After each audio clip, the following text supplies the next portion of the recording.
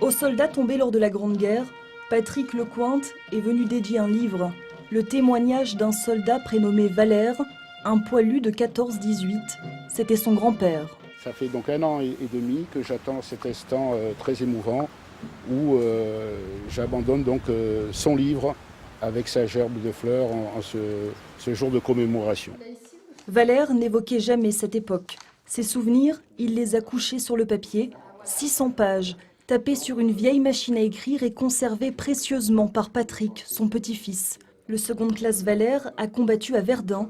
Il raconte. Nous étions toujours couchés, les balles sifflaient, les boches gueulaient, mais ne fonçaient pas. Sinon, c'était à la baïonnette dans la mêlée. Le témoignage d'un homme du peuple, profondément marqué par les injustices sociales. Je parlerai de cette permission qu'il a eue à Paris, et où il a été vraiment choqué de voir qu'il y avait ceux qui étaient au front, qu'on appelait d'ailleurs les pauvres cons, et ceux qui étaient dans la capitale, qui prenaient leur chocolat chaud, et c'était 2 planètes différentes.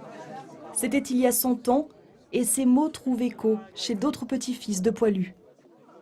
À la tombée de la nuit, ils voyaient les copains prussiens, ils s'appelaient, jouaient aux cartes, ils jouaient aux dames, et dès que le jour allait se lever, chacun regagnait ses tranchées, et après ils se battaient. Les poilus, leur héros, Patrick Lecointe est fier d'avoir accompli ce devoir de mémoire.